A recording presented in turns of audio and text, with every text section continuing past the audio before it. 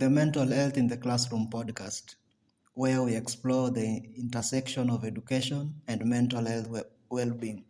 I'm your host, Trevor Otieno, and today we have an insightful discussion lined up for you. Joining me are Kerry Francis, a dedicated teacher with years of experience in classroom.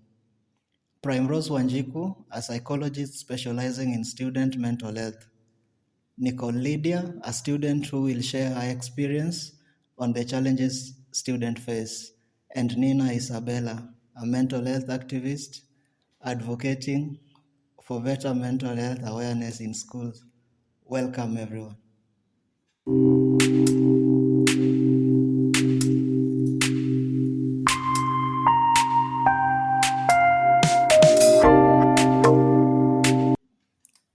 Primrose, to start us off, can you help us understand the importance of mental health in the learning environment? Absolutely, Travers. Mental health plays a crucial role in the student's ability to focus, retain information, and engage in learning. Anxiety, depression, and stress can significantly impact academic performance and social interaction. Teachers and parents must recognize the signs early to provide the necessary support.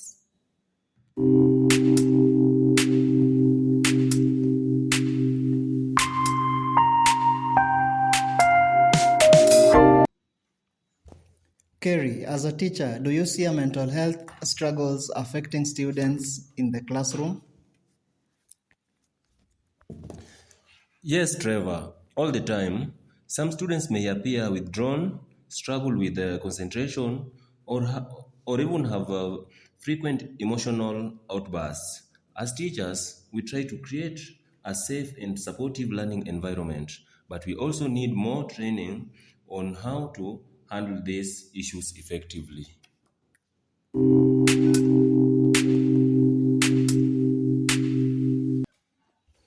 Nina, as a mental health activist, what gaps do you see when it comes to addressing mental health in school?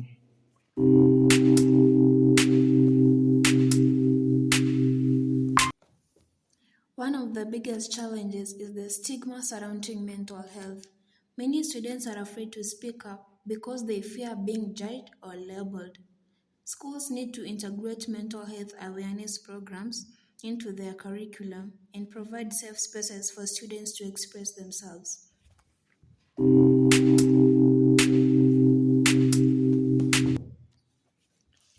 Speaking of students, Nicole, can you share some of the mental health challenges that students often face?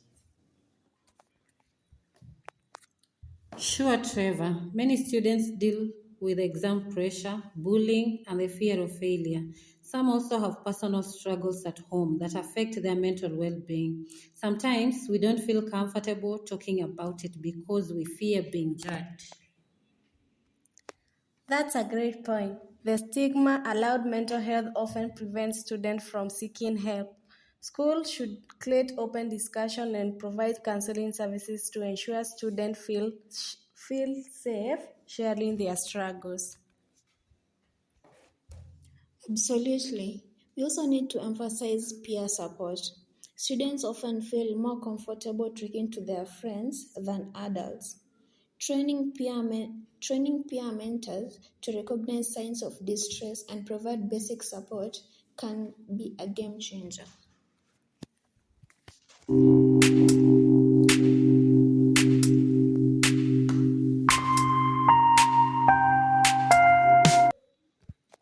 Kerry, from teachers' perspective, what strategies can educators use to support students' mental health? One of the key strategies is creating a culture of openness, encouraging students to express themselves and incorporating mindfulness exercises into the school day can be beneficial. Also, collaborating with the school counselors and psychologists ensures that students get the support they need. Primrose, what role do parents and guardians play in this? Parents should actively listen to their children and validate their feelings. Small things like checking in on them daily, and creating a stable home environment can make a huge difference. Also, if a student shows a sign of distress, parents should seek professional help early. Nina, what role do advocacy and awareness campaigns play in this fight?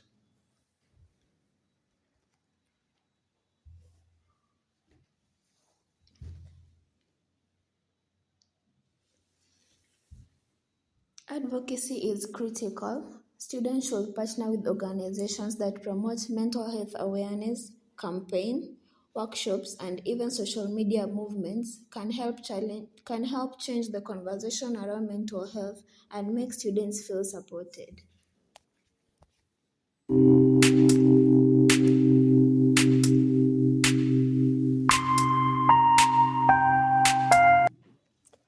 This has been an enlightening discussion. Before we wrap up, what final advice would you give to our listeners? Kerry Francis.